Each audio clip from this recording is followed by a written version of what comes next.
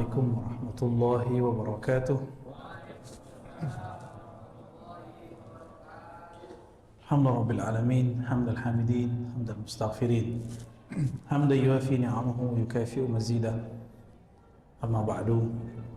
Allahumma salli ala sayyidina Muhammad al-fatih lima ulik wal khatim lima sabaq nasiril haqqi bil haqqi wal hadi ila siratikal mustaqim wa ala alihi haqqa qadri wa miqdaril azim.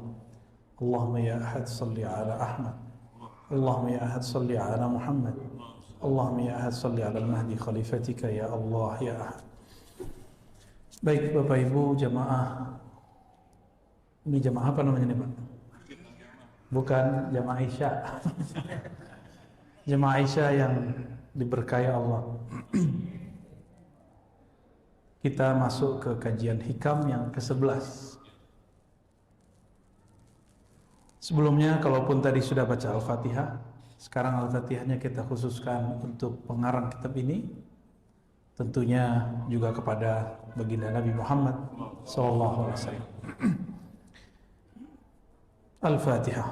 Bismillahirrahmanirrahim.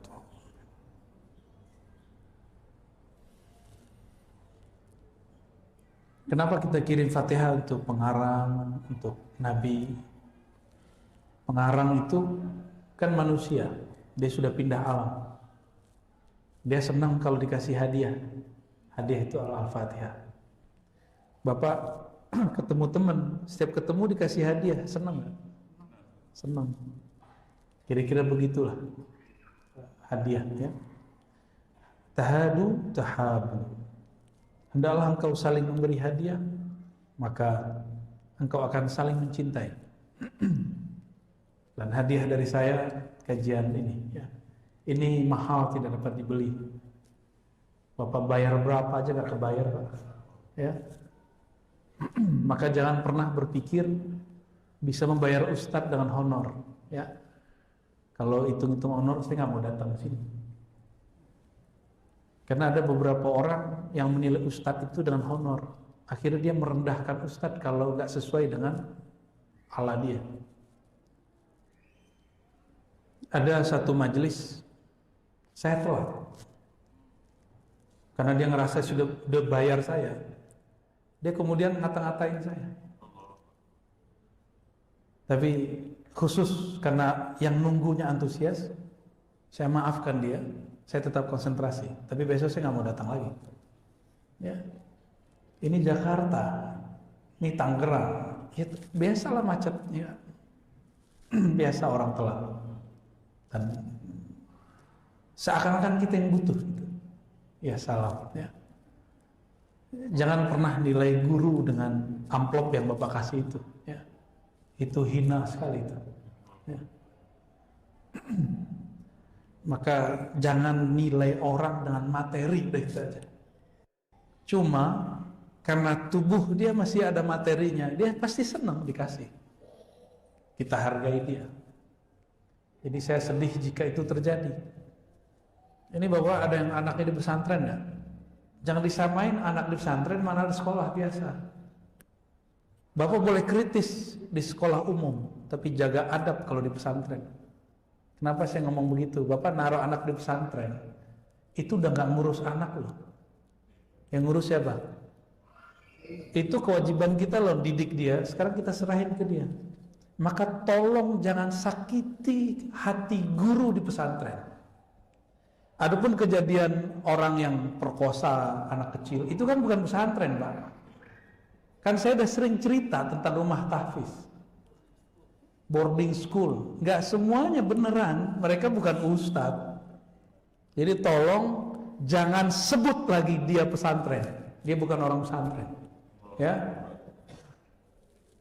Saya orang pesantren soalnya, ya, nggak ada di pesantren kita begitu. Saya udah kunjungan kemana-mana pesantren, itu nggak ada pesantren begitu.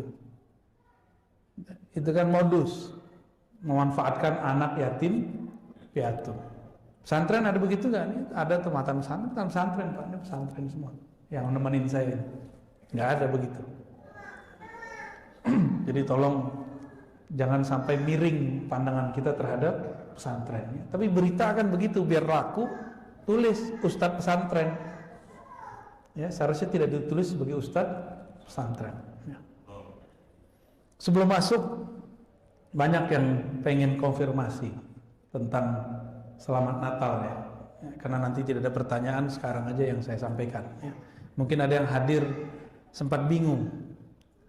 Bapak Ibu yang bukan Allah, jamaah yang dicintai Allah, saya ini bukan mufti, ya, saya cuma menukil fatwa bahwa dalam masalah Selamat Natal ulama kita berbeda pendapat. Karena Bapak Ibu ini kebanyakan literaturnya Indonesia, taunya cuma ulama Indonesia, dikira mayoritas Indonesia itu mayoritas dunia, gitu. Saya cuma nukil fatwa dan saya menjelaskan perbedaan masing-masing fatwa. Itu tugas saya, menjelaskan. Tugas kami mencerdaskan umat, bukan membodohi umat dengan satu jalur pemikiran. Kenapa fatwa muncul begini? Kita jelaskan kronologinya, dalil-dalilnya, asbab-asbabnya, hujah-hujah mereka. Kenapa ada dalil yang begini, yang berbeda dengan yang pertama? Kita sebutkan, oh ini alasannya. Persoalan yang sama karena dipandang dengan cara yang berbeda, hasil fatwanya berbeda. Ini contoh kasus. Membakar tulisan yang ada la ilaha illallahnya, itu gimana Pak? Haram nggak? Haram apa boleh? Langsung bilang boleh. Yang lain bilang haram Pak. Haram kan? Penghinaan nggak? Penghinaan nggak? Nah, itu kan beda pendapat kan? Maka orang yang bakar ini harus ditanya, kamu bakar kalimat la ilaha illallah untuk menghinanya, atau kamu membakarnya untuk menghormatinya? Guru saya baru wafat, setiap bulan apa gitu ya, selesai khataman Quran, itu beliau membakar Quran. Itu guru Quran Pak, punya sanad ke Rasulullah. Saya tanya, Abuya kenapa bakar? Itu kan tulisan ada nama Allah, supaya kamu gak injak-injak, supaya orang gak jadi ini tuh untuk bungkusan isi uduk, ya, biar gak dibuang di tong sampah. Mana mending dibakar. Allah gak tersakiti Pak, kita ngerusak itu. Kita injak-injak nama Allah, Allah gak sakit hati. Yang sakit hati kekasih Allah, gitu. Sama nih, ini kasus. Jadi satu persoalan bisa dua fatwa. Jika niatnya menghina, kafir. Jika niatnya memuliakan, sama amalnya tapi niatnya beda. Dalam kasus ini kasus berbeda, cara pandang juga berbeda. Sebelum berfatwa, ada satu amal namanya tasawur. Definisikan dulu apa yang mau difatwakan. Keberhasilan dalam mendefinisikan itu menentukan kevalidan fatwa. Saya bilang hotdog haram nggak? Apa arti hotdog secara harfiah? Anjing hot. Anjing boleh nggak Pak? Guru saya ada yang nggak mau makan bakso karena dia dengar dari temannya orang Cina bakso itu dari daging babi. Lah itu bakso di Cina atau bakso di pikal ya. Bakso di kita, di Sunda, di Jawa, di Betawi ya beda. Namanya sama, namanya hotdog, tapi itu cuma nama. Saya kasih kasus lain Pak. Nasi goreng setan, itu haram nggak? Tunggu dulu, jangan bilang juga halal. Bahannya apa? Kalau bahannya halal, maka dia tidak haram, dia halal. Cuma namanya makruh gitu. Namanya makruh. Nama ketoprak setan, nasi goreng setan. Jadi ternyata kalau orang kepedesan, setan loh gitu. Definisi itu penting. Jika ini masuk hotdog itu anjing hot, haram. Tapi yang dimaksud bukan itu. Maka definisinya harus jelas. Orang mengucapkan selamat Natal, ini definisinya apa? Dan saya menjelaskan dalam kajian-kajian yang lama itu kajian lama, bukan pengajian terbaru. Fatwa antara ulama Saudi, gak usah Indonesia dulu, Saudi sama Mesir udah beda. Mesir punya institusi besar namanya Al-Azhar, kemudian ada lembaga fatwa namanya Darul Ifta. Dan mereka sepakat mengatakan boleh. Kan kaget Pak. Liberal nggak tuh? Liberal nggak? Itu tempat kuliahnya ustadz-ustadz kita di Indonesia loh, yang LC, MA. Jadi kalau ada ustadz-ustadz ini bilang yang mengucapkan selamat Natal itu boleh, liberal, sesat, itu sama aja dia menyesatkan guru-guru dia. Tunggu dulu, tanya dulu definisi ente apa. Berani nggak anak murid durhaka nggak yang mengkafirkan gurunya, yang menganggap sesat gurunya? Durhaka itu, dan jangan sampai itu terjadi, nggak mungkin. Saya yakin yang LCMA yang benar-benar berguru ke ulama yang ada di Darul Ifta di Al-Azhar nggak akan ngomong begitu kalau dia punya adab, nggak bakal. Paling dia cuma mengatakan kami berbeda dengan guru kami, itu boleh. Itu Saudi punya fatwa haram selamat Natal, benar nggak? Kita jangan terkecoh oleh halal, boleh tidak boleh itu. Boleh liberal, tidak boleh lurus. Nggak begitu cara memahami fatwa. Ente pakai otak, afala taqilun. Ya, jangan pakai emosi. Paham? Kita buka fatwanya. Ternyata ada perbedaan definisi. Karena beda definisi, beda sikap, beda hasilnya. Ulama Azhar, menurut Bapak lebih tua Al-Azhar atau Saudi? Al-Azhar. Itu mereka membolehkan. Darul Ifta tidak setua Al-Azhar, tapi orangnya itu juga, tapi berbeda ya. Jangan disamakan Darul Ifta dengan Al-Azhar. Darul Ifta itu kayak MUI tapi lebih resmi, kekuatan hukumnya kuat. Darul Ifta ini bisa menjadi hukum. Kalau peraturan MUI yang jadi hukum itu cuma DSN doang. Tahu DSN? Dewan Syariah Nasional. Ya nggak tahu apakah karena lahan basah atau lahannya tak basah, saya nggak ngerti. Itu urusan orang MUI lah ya. Itu bukan wilayah kita. Jangan suudzon, jangan juga terlalu husnuzon. Ya, wakuf aja.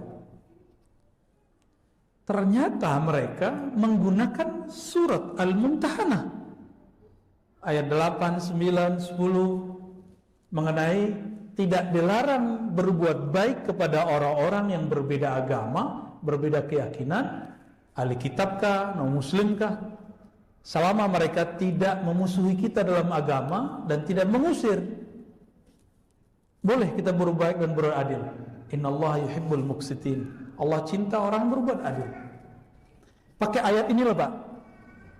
Jadi orang yang membolehkan pakai ayat, yang mengharamkan pakai ayat juga. Ayat mengenai syahadatuz zur. Surah apa itu? Surah Al-Furqan ya. Ya. Lah sama-sama pakai ayat. Kita lihat tafsir Ibnu Katsir yang digunakan sebagai panduan fatwa di Saudi. Syahadatuz zur itu artinya tahiyat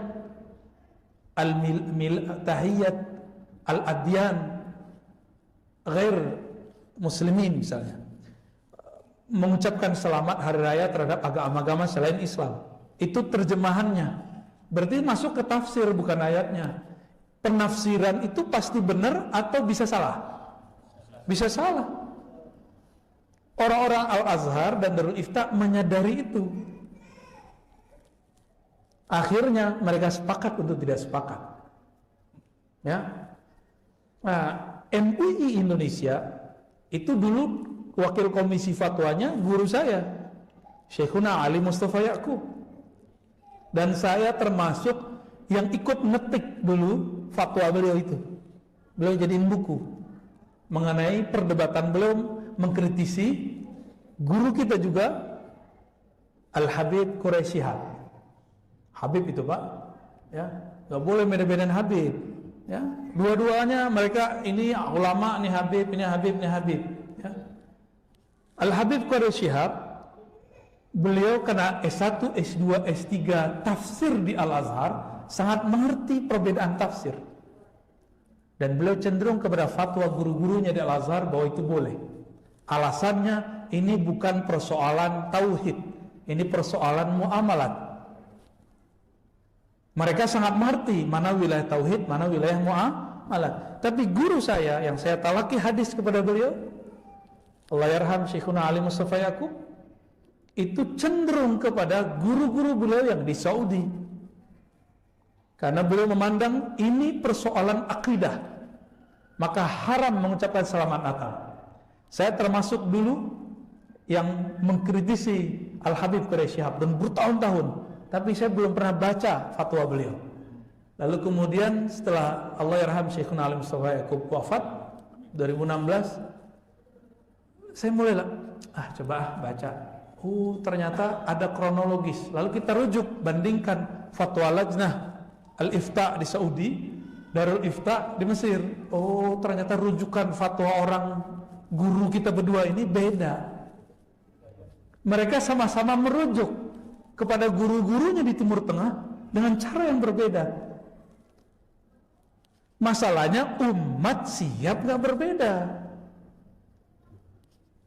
Saya nggak ada urusan, Pak. Saya nggak takut dengan mayoritas, dan saya juga nggak pengen menjadi orang yang membela minoritas tanpa sebab. Saya gitu. Saya orang yang merdeka, nggak terikat dengan fatwa-fatwa. Kalau saya lihat ini rasional, hujahnya kuat, maka saya bela. Jika ini sama-sama kuat, kita jelaskan dua-duanya. Dan di penjelasan saya sebelum-sebelumnya, selamat Natal itu antara yang membolehkan, tidak membolehkan, saya cuma menjelaskan dan memberikan opsi. Ini bukan masalah ulama lurus dan tidak lurus, ya. Janganlah antum ini berguru ini kok ngikutin nafsu sendiri. Beda dengan nafsu kita serang. Murid kazib namanya itu, ya. Giliran cocok, diposting-posting, dipotong-potong videonya, diambil yang menguntungkan. Giliran nggak cocok, dihardik-hardik. Ya, makanya nggak sukses-sukses ngajinya, karena berguru sesuai nafsu sendiri. Antum aja jadi kiainya, ya. Ente aja jadi muftinya. Posting aja video sendiri kan, ngapain posting-posting orang, ya kan? Tapi ya begitulah, ini zaman seperti itu. Zaman seperti itu. Saya tidak ingin umat itu cuma satu model pemikiran. Mereka harus paham perbedaan itu sebenarnya apa. Yang berbeda bukan kelas ulama lokal, Pak. Lebih banyak pengaruh ulama Al-Azhar atau Saudi? Saya mau tanya. Al-Azhar. Yang mayoritas yang mana yang mayoritas? Kita karena taunya ulama Indonesia, kita kira yang mayoritas mengharamkannya. Kita nggak tahu kalau mayoritas di luar sana, gitu. Dan ada yang mengadu-ngadu pandangan saya dengan Habib yang lain. Ya nggak usah jauh-jauh. Habib Quraisy beda dengan Habib Fulan, ya. Habib beda lagi dengan Habib Fulan, beda dengan Habib Fulan. Agama ini bukan ikut-ikutan Habib. Agama ini agama dalil, agama hujjah. Paham nggak berdalil, gitu. Nah kalau sudah paham ini, kita kemudian memberikan opsi. Kalau bapak bukan seorang pejabat, bukan seorang direktur, bukan seorang pimpinan institusi, maka fatwa MUI atau fatwa Saudi sepertinya lebih relevan. Tapi kalau bapak ini seorang pemimpin, menteri, presiden, maka fatwa Darul Ifta, fatwa Al-Azhar silakan dipelajari. Nanti putuskan sendiri, ya. Loh kenapa longgar, kok nggak tegas? Loh ulamanya berbeda, kenapa ente memaksa pandangan ente terhadap ulama? Ulama lebih alim dari kita, jangan paksa ulama ngikutin pandangan kita. Kecuali ente lebih alim dari ulama itu, ya. Nah, inilah serba-serbi fatwa. Jadi tolong bedakan, fatwa bukanlah Quran, bukanlah sunnah. Fatwa itu produk ulama. Ulama tidaklah maksum. Ulama bisa salah, bisa benar. Ya, penjelasan saya bisa salah, bisa benar. Tapi kira-kira gitu kronologisnya. Ya. Jadi dulu saya kiblatnya adalah fatwa Saudi. Sekarang tidak terikat dengan dua fatwa itu. Yang fatwa Saudi itulah yang masuk ke MUI. Gitu. Sedangkan fatwa yang Darul Ifta dan Mesir kurang dipertimbangkan di situ. Barangkali ulama kita di MUI punya pertimbangan lain, wallahu a'lam bishawab. Tapi seharusnya juga menjelaskan perbedaan ini. Ya, harus dijelaskan, cerdaskan umat, kan majelis ulama. Ya, ulama kan orang alim, orang pinter, bukan orang majelis juhala kan, bukan majelis orang jahil, kan ulama. Kalau ulama ya seharusnya memintarkan umat. Sepakat gak? Ya. Gak antum gak sepakat juga, aneh begini aja. Baik. Iya, nggak, ini tahun depan begitu lagi, tahun depan begitu lagi. Kan videonya video lama yang diputer-puter. Ya.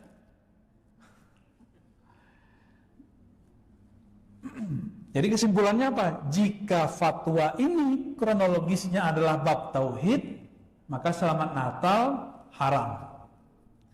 Jika kronologisnya background pemikirannya adalah bab muamalat, tidak bersinggungan dengan bab tauhid, selamat Natal itu tidak haram, karena inilah pandangan ulama Darul Ifta dan Al-Azhar. Saya boleh menantang, ya.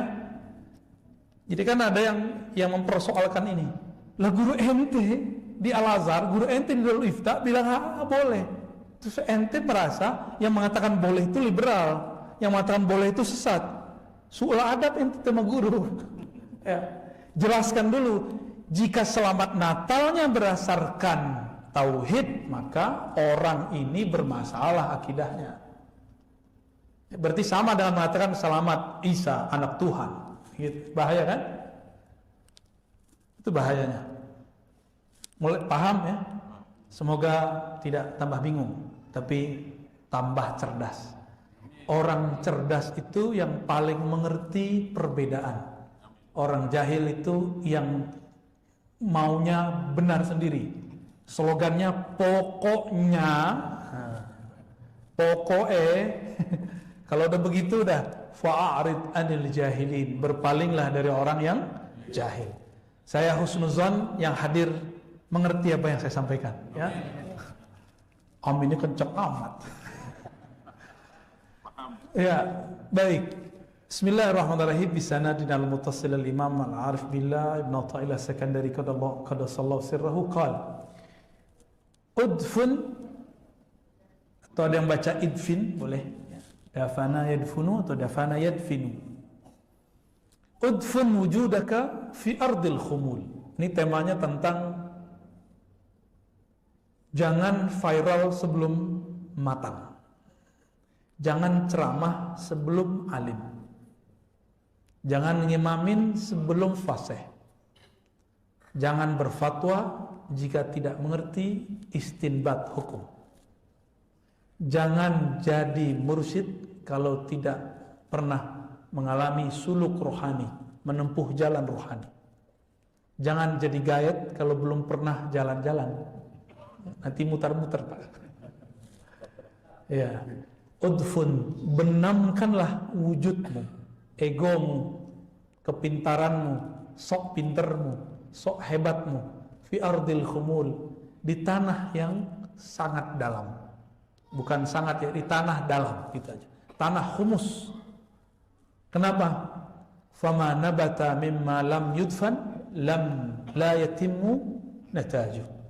Sesuatu yang tumbuh, biji pohon, contohnya jagung, atau yang paling gampang tumbuh itu jeruk. Itu biji kalau nggak ditancap ke bawah, maka akarnya tidak tunggang, maka dia tidak sempurna berkembangnya. Coba Pak, yang pernah iseng-iseng, kan ini kan orang kampung semua sekarang jadi orang kota. Dulu orang kampung kan sama kita. Saya masa kecil dulu suka nanam-nanam padi sama jagung, seteng sekali. Sama ini singkong, ancep-ancepin Pak. Ada singkong ini lucu. Itu batangnya bisa tumbuh bahkan kalau kita taruh di atas. Bener nggak? Kita taruh di atas paving aja tumbuh. Tapi dia ada buahnya nggak nanti? Nggak ada. Dia pengen nongol duluan sebelum saatnya. Dia hidup, daunnya ada, tapi hasilnya tidak ada. Jagung, saya sering nanam jagung dulu ya. Karena tanah Indonesia ini, tanah Nusantara lah ya, itu subur sekali. Jagung kita eksperimen. Kalau anak sekarang kan eksperimennya Mentos, ya kan? Coca-Cola. Eksperimen beli Coca-Cola gede-gede, mau Mentos gede-gede, dicampurin. Ternyata kita intip nonton YouTube dia. Kalau kita kan dulu eksperimennya biji-biji, ya, eksperimennya sama ular, dulu mentekar-tekaran sama ular, sama anjing gila tuh, sama babi di hutan. Kita main-mainnya dulu begitu, di sawah ketemu lintah, kejar-kejaran sama ular apa namanya, ular sawah itu loh. Wah seru banget tuh masa kecil ya, bahagia kita. Anak sekarang nih eksperimennya gak seru. Kita tanamlah beberapa biji di samping rumah. Ada 7 kita tanam. Beberapa kita tebar. Apa yang terjadi? 2 bulan setelah itu sama-sama tumbuh. Sama-sama keluar buahnya, sama kumisnya. Tapi yang kita tancap, nggak saya pupuk Pak. Karena itu bekas peternakan ayam. Jadi banyak pupuknya di bawah. Tumbuh, buahnya gemuk. Dan akarnya kuat. Kita tarik-tarik nggak bisa. Sedangkan yang di samping sini dia tumbuh juga, buahnya juga ada, tapi kurus, daunnya juga kecil. Kita tarik-tarik ini langsung lepas. Maksudnya apa?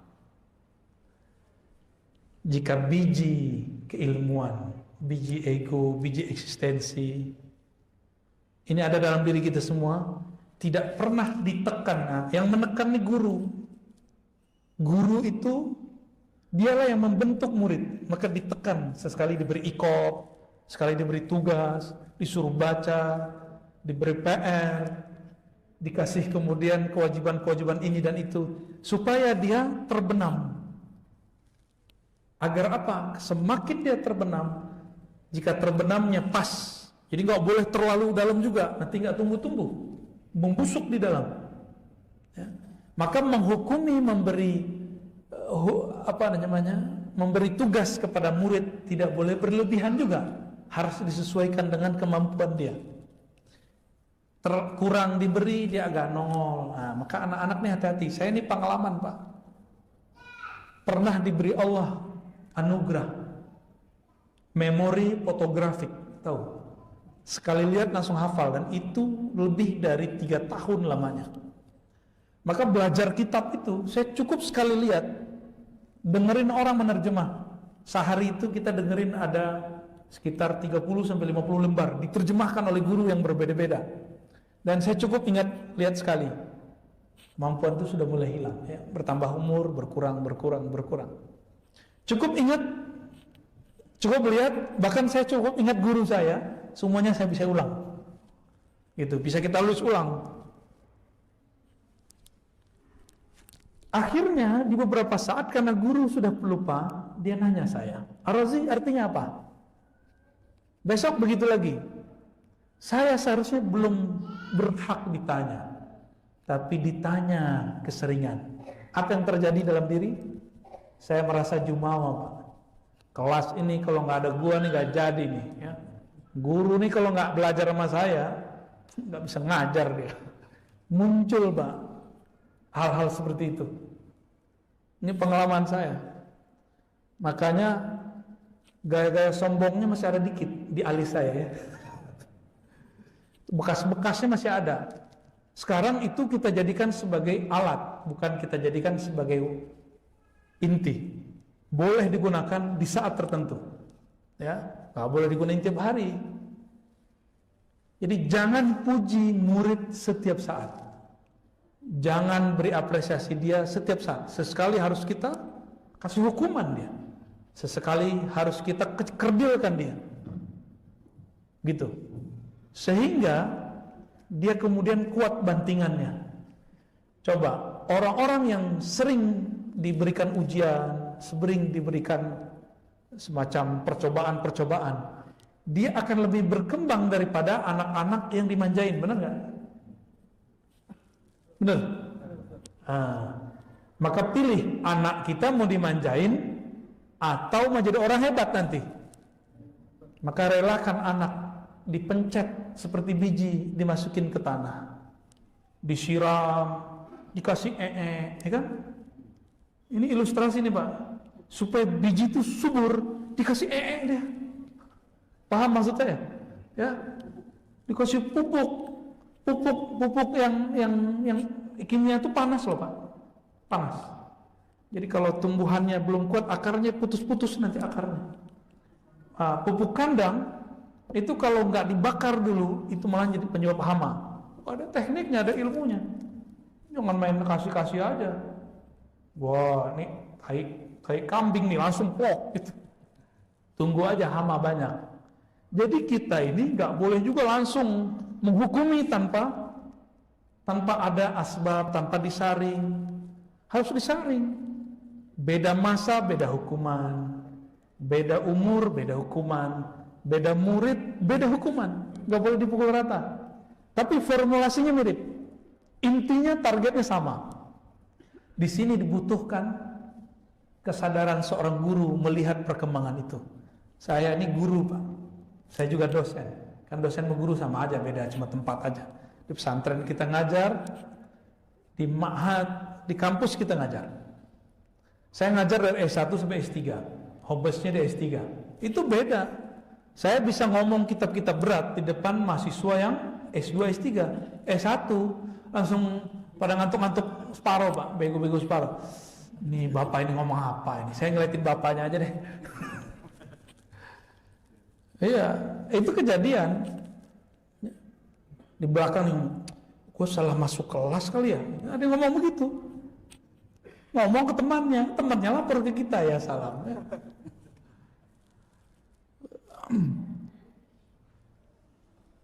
Jadi dibutuhkan kearifan seorang guru dalam mendidik ya. Ini ada fenomena. Orang buat pesantren, rumah tahfiz, dia nggak hafiz. Jadi nggak tahu naktar. Bikin pesantren tapi bukan lulusan pesantren, kecuali pesantren kilat. Lulusan pesantren kilat. Jadi bapak punya duit, berbagi Pak. Serahkan harta kita yang mau kita sedekahkan itu kepada ahlinya. Jangan buat-buat sendiri. Teman-teman punya duit, gak percaya sama ustaz, terus apa yang terjadi? Bangun-bangun pesantren sendiri, terus kasih logo. Agak kayak kubah-kubah dikit, kayak pesantren. Rumah tahfiz, apa? Nikmah Japos. Kita gak percaya sama ustaz. Dia sabotase, kita aja yang maju. Bapaklah yang jadi ngajar guru tahfiz. Ya salam ya, 8 tahun gak ada hasilnya. Kabur paling muridnya. Udah serahin Pak ke ahlinya, ya. Serahin kepada orang yang mengerti. Berbagi-bagi amal, ya. Kami nih kalau egois nggak mau membawa kitab hikam keluar pesantren. Ini kan makanan orang pesantren Mas Surau Pak. Yang ngajar hikam itu biasanya mursyid atau khalifah thariqah, atau dia dapat ijazah dari gurunya untuk mengajarkan hikam. Jadi kitab hikam ini cuma diajarkan di zawiyah, surau-surau tarekat, pusat-pusat tarekat, nama pesantren-pesantren. Sekarang saya bawa ke masjid Nikmah Japos. Kalau saya ego Pak, saya nggak mau bawa keluar. Lu masuk aja pesantren, boleh gitu ngomongnya, ya. Rasain loh. Nah sekarang kita nggak boleh begitu. Orang sudah semikian ingin menghancurkan Islam dari dalam dengan menunggangi kelompok ini kelompok itu, terus kita mau jual mahal. Dan aneh sekali, saya sedih sebenarnya, pesantren itu sebagian seperti berjarak dari masyarakat. Ya, kayaknya itu kerajaan tersendiri gitu. Ya, eksklusif. Semoga pesantren yang eksklusif mulai membuka diri, lalu mengirim santri-santrinya yang terbaik untuk ngajar di sekitar pesantren. Ya, kita doakan mereka supaya ingat ya. Amin. Ada orang umurnya belum cukup, tapi karena dia ngomongnya enak, jadi penceramah. Berfatwa nggak mengerti, ya usul fikih nggak kuat, tasawuf nggak mengerti, baru belajar sunnah, jadi ustadz. Akhirnya ada jamaah percaya sama dia. Ini kayaknya orang retorikanya bagus, ilmunya banyak. Ustaz, nanya dong, tasawuf itu gimana Ustaz? Oh, dia ingat tasawuf itu waktu masih kecil, orang tua dia bilang, jangan belajar tasawuf, ente gila. Maka dia ngomong, tasawuf itu bikin gila. Ada lagi yang dengar, tasawuf itu zindik. Maka dia ngomong, tasawuf zindik. Padahal dia belum pernah belajar tasawuf. Jadi Pak gila Pak. Itu kejadian. Ada ustadz ngomong, gak usah belajar hikam, ente gila. Berarti saya orang paling gila sedunia Pak. Karena sebulan itu bisa 2-3 kali ngajar hikam. Tapi gak ada bosannya, karena beda tempat. Akan beda nur yang keluar.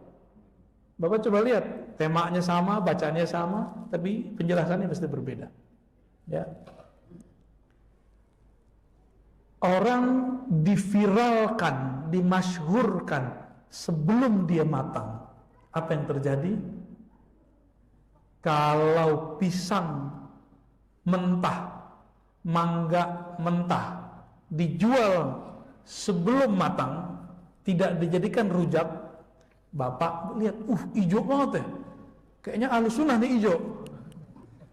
Ambil, dicoba, dibuka, masih keras, bergetah, nggak enak. Masih mau makan nggak? Awalnya enak, kita beli, besok kapok, nggak mau ngambil lagi. Itulah nasib dai ustadz yang berceramah, yang berdakwah, yang ngajar sebelum dia matang. Rasanya sepet, garing gitu. Jadi orang-orang tidak merasakan manisnya. Karena guru ngaji itu sama kayak tukang masak, Pak. Bapak tahu tukang masak? Oke. Tukang masak, kompornya sama, bahannya sama. Tapi tukang masaknya beda. Hasilnya beda nggak? Kok bisa beda? Takarannya sama. Cara masaknya, cara lama memanaskannya. Kalau buat rendang paling seru Pak. Ada yang tahu cara buat rendang? Kalau yang tradisional itu kan saya kan talaki Pak. Dapat ijazah nih buat rendang, tapi nggak lolos. Pas kita coba rasanya nano-nano. Itu waktu kita merendang santan. Jadi disebut rendang karena kita rendang deh santannya. Nggak boleh berhenti aslinya. Sekarang orang buat rendang pakai itu apa namanya untuk tanak nasi itu rice cooker ya, ya Magic, oh itu nama merek tuh. Sekarang orang pakai rice cooker, padahal cara buatnya nggak begitu. Diaduk, pelan-pelan ngaduknya mirip kayak orang buat dodol. Bapak tinggal misah santannya sama yang lain-lain. Apa yang terjadi? Rasanya nggak jelas, ya. Apinya kegedean, lain lagi. Apinya kekecilan, lain lagi. Jadi itu butuh teknik, walaupun bahannya sama. Time mempengaruhi, panas api mempengaruhi. Benar nggak? Dan itu butuh kesabaran. Orang kalau sabar ngerendang, hasilnya top. Bapak kalau sudah datang ke rumah makannya bagus. Warna rendangnya oke. Pas dicoba keasinan, besok mau balik gak? Soto paling enak sedunia, tulisannya. Soto paling enak sedunia. Bapak coba, gaji mulu. Jadi enak. Bener gak?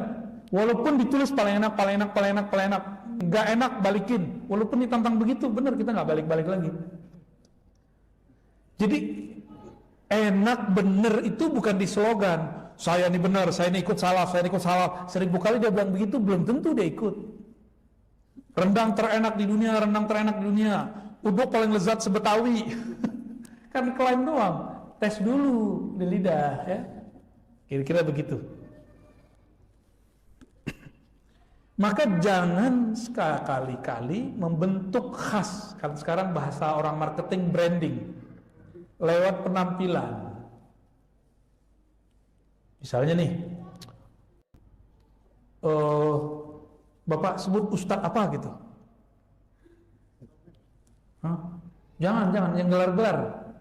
Dulu kan ada Ustadz Pandawa, Ustadz Petru, apa macam-macam namanya. Ustadz pakai warna-warna tuh. Ya, jangan disebut. Dia ingin agar orang tertarik dakwah. Oke, bagus.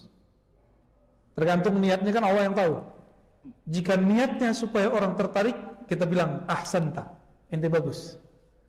Tapi coba Bapak undang sekali, sorbannya luar biasa, gamisnya masya Allah, nggak kayak saya pakai celana ya.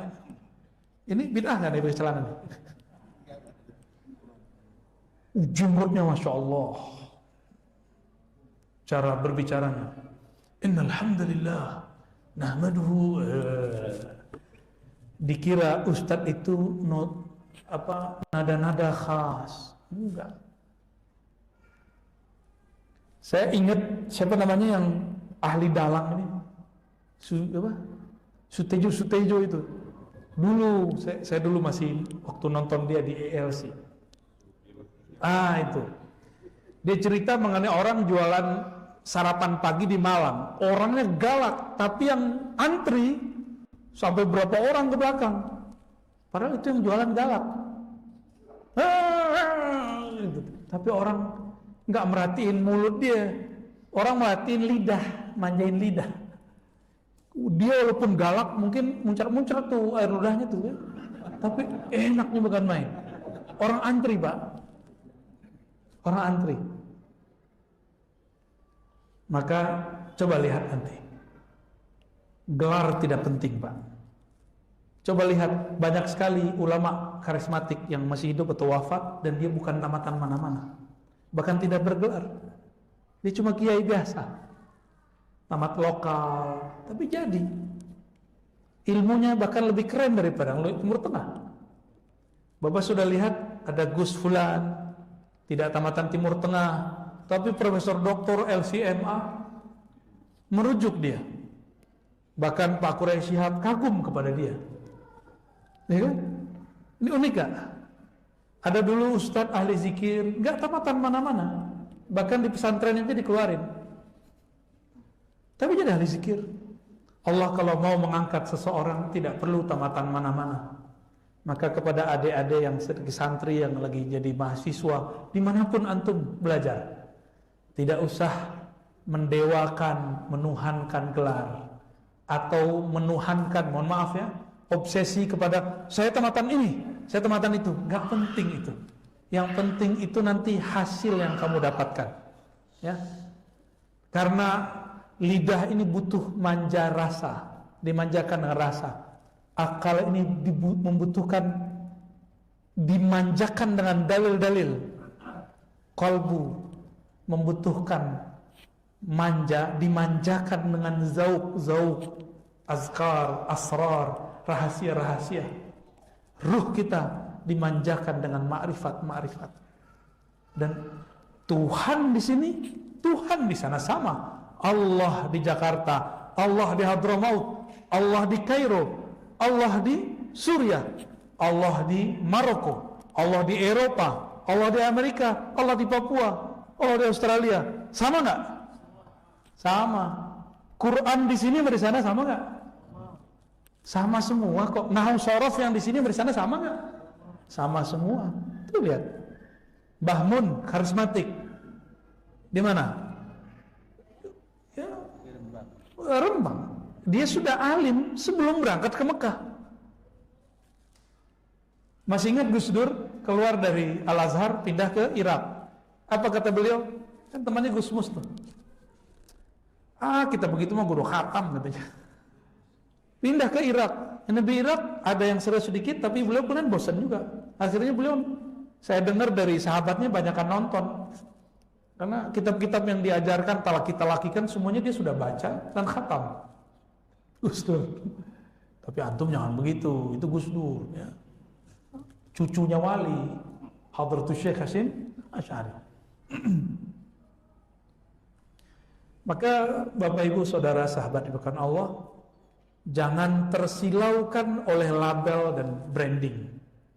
Ya, yang penting adalah intinya. Tadi saya ulang, lidah dimanjakan dengan rasa. Maka kita antri di rumah makan meskipun jelek, yang penting rasanya enak. Telinga dimanjakan dengan kemerduan suara. Maka kita senang menunggu-nunggu ada Ustadz Fulan mengimami kita. Benar gak? Karena telinga ini ingin dimanjakan dengan suara yang indah. Maka kita senang dengan suara opik, suara Raihan, ya, dulu ada senada, ya. Kita senang dengan, kalau umuran Bapak Roma Irama apa ya? Ya, your song, your age. Umurmu tergantung musikmu. Artisnya siapa ya, itu umurnya dia. Bimbo, ya sama aja Pak. Ente apa Cung? Senangnya apa Cung? Reok. Nah, maka saya berpesan lagi, tolong kalau masukin anak ke pesantren, percayakan. Kalau perlu ada kontrak kalam kita dengan guru. Kiai, Pak Kiai, saya serahkan anak saya, tolong dididik sesuai sunnah Rasulullah SAW sehingga menjadi sealim Pak Kiai atau bahkan lebih baik. Ya. Waduh, dulu kami begitu Pak kalau belajar. Ya. Kalau enggak kita berkalam ke guru, orang tua kita enggak ada, kita yang berkalam. Kalau kita sudah dewasa, kita datang, Pak Kiai, Pak Ustadz, Syekh, Buya, tolong terima saya jadi murid, tegur saya kalau salah. Gitu. Ada penyerahan kontrak belajar begitu. Dulu orang sekarang kan pintar-pintar ya. Guru aja dijuriin sama dia ya. Guru bisa dinilai sama dia, berarti dia lebih pintar dari guru kan? Kan yang boleh jadi juri siapa? Yang lebih expert daripada yang diuji. Imam Qushairi keras sekali terhadap murid yang suka menilai-nilai gurunya. Apa kata beliau? Itu murid kurang ajar. Masa berani menghakimi gurunya, membanding-bandingkan gurunya. Gak usah. Tolong jangan banding-bandingkan guru ya. Oke. Nah, kesimpulan dari hikmah-hikmah yang ini adalah jika ingin menjadi hebat, menjadi terkenal, tampil, jangan terburu-buru. Ya, belajar dulu. Maka kepada para mu'alaf, antum kalau mu'alaf, dulu misalnya mantan pendeta, aktivis apa gereja, jangan jadi ustadz dulu, cukup jadi kristolog. Jangan jadi ustadz.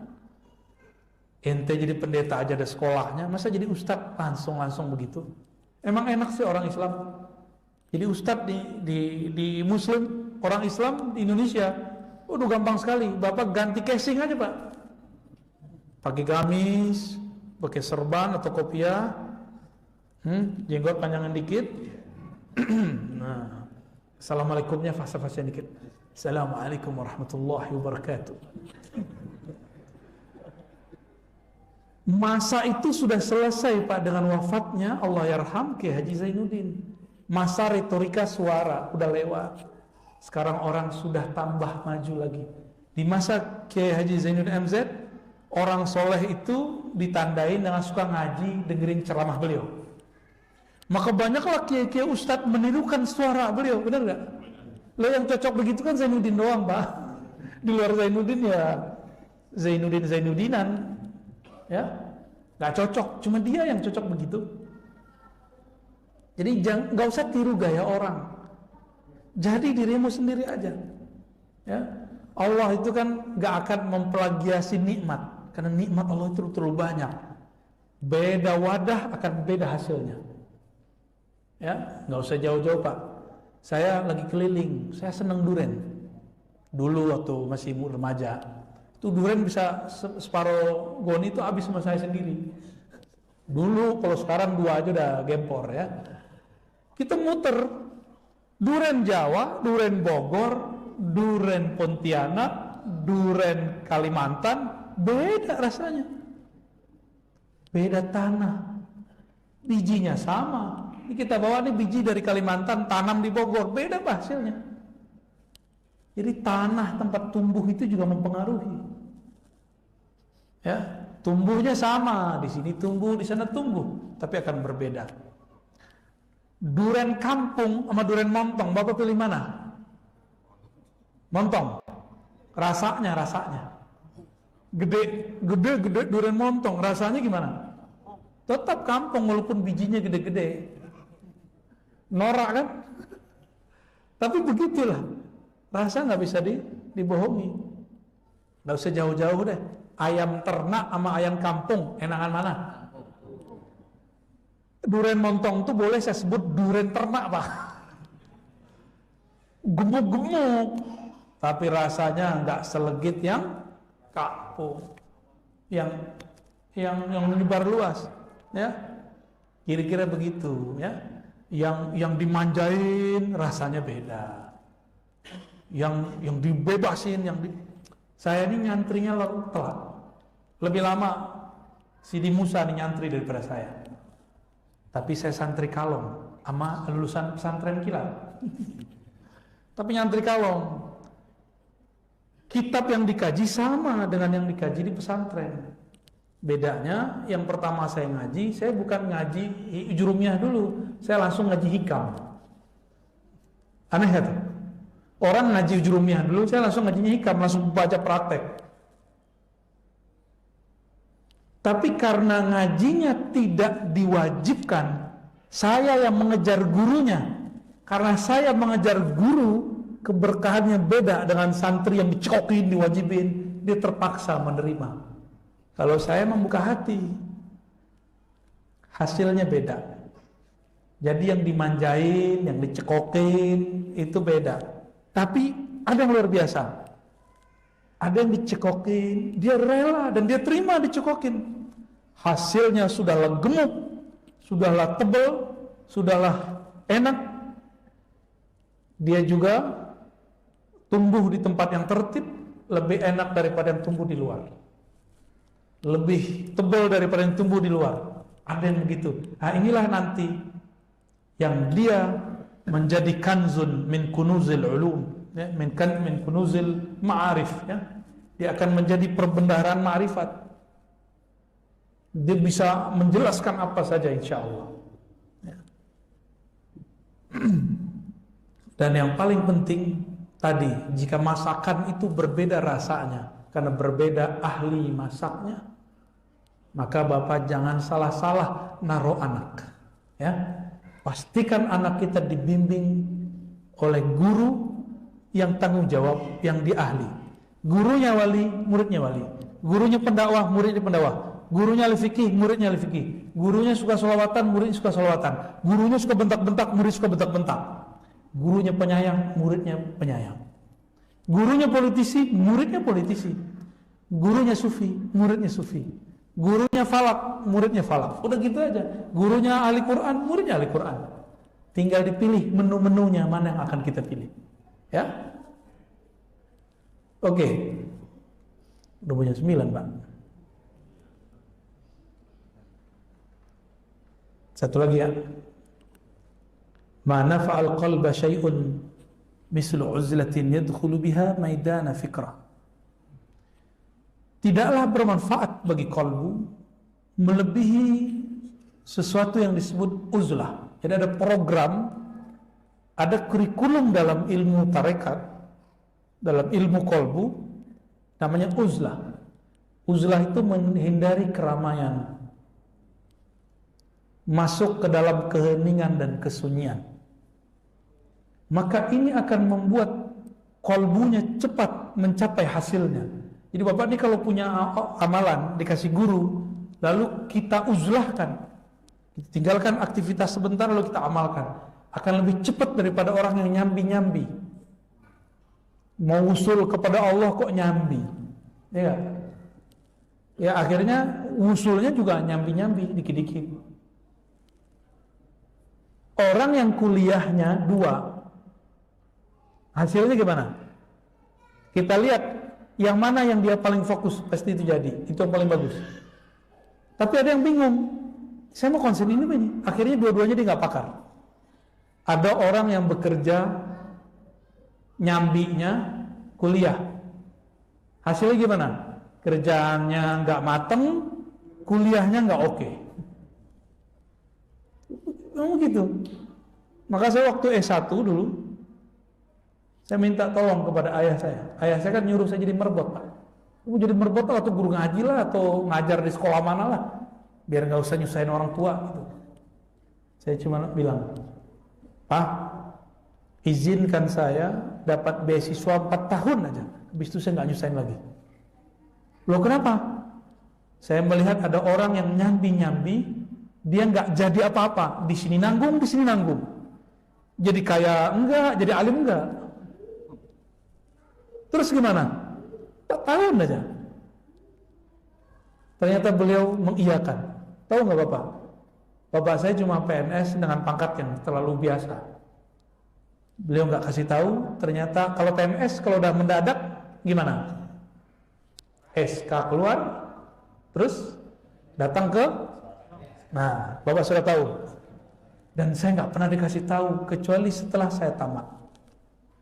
Melihat kitab-kitab banyak, beliau nangis. Saya tanya, kok nangis Pak? Tuh kamu kuliah, semuanya duit pinjaman. Ya, wah di situ saya nggak berani lagi untuk S2 minta tolong.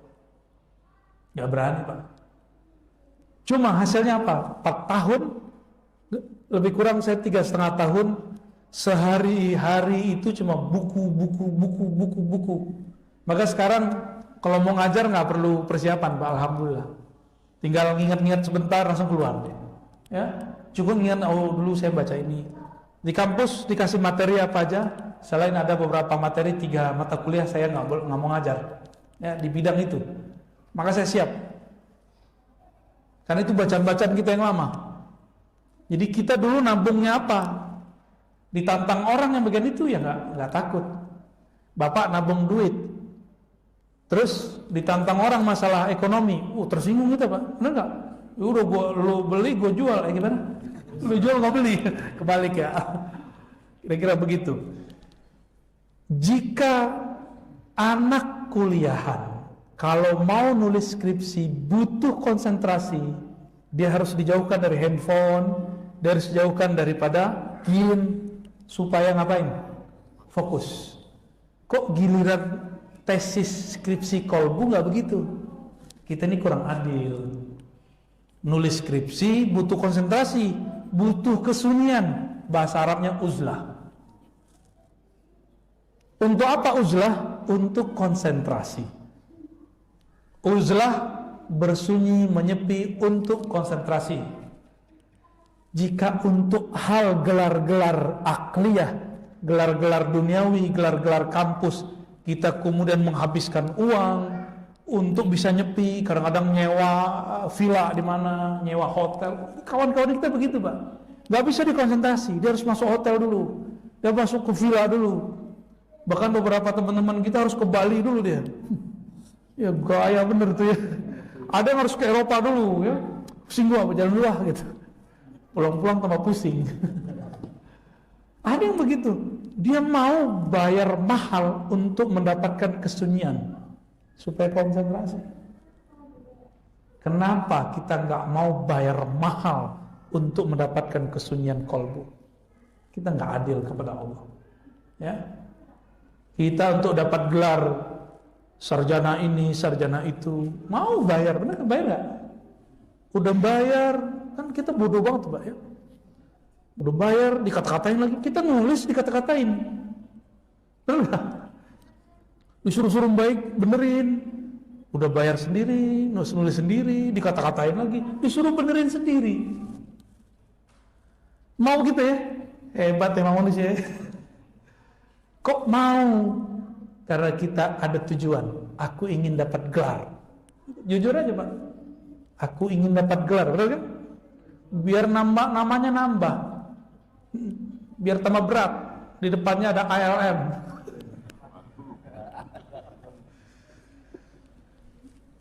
Maksud saya menjelaskan ini dengan analog tadi, mari kita juga mempunyai ruang yang sunyi, sepi untuk merawat kolbu, untuk menghasilkan skripsi kolbu, tesis kolbu, disertasi kolbu yang isinya tentang rahasia, ma'rifat, zikir-zikir, latihan-latihan rohani.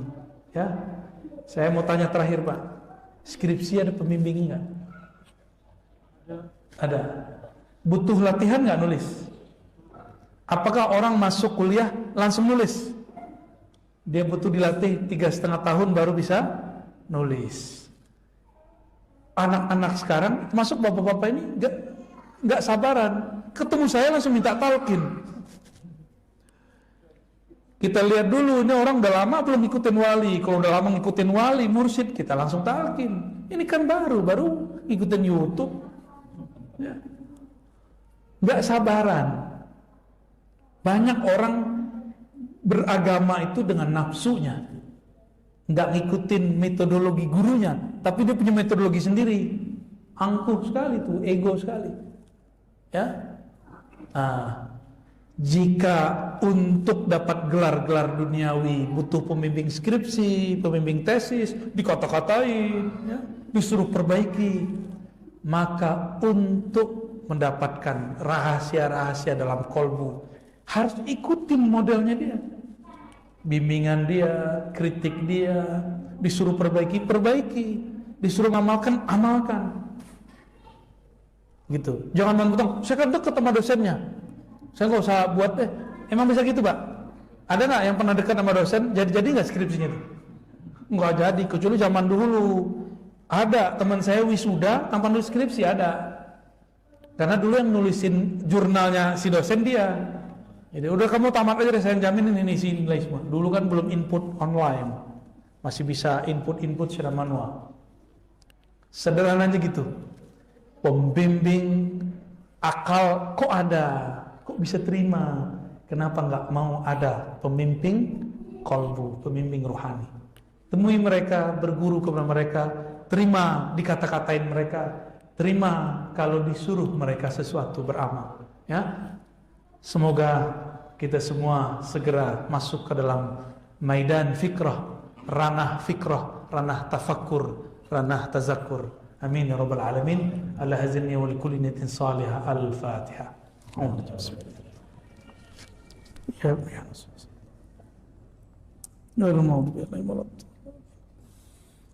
Ya baik Bapak Ibu, mohon maaf seperti yang disampaikan tadi tidak ada pertanyaan, ya. Nggak usah salaman juga karena saya langsung jalan, ya. Assalamualaikum warahmatullahi wabarakatuh.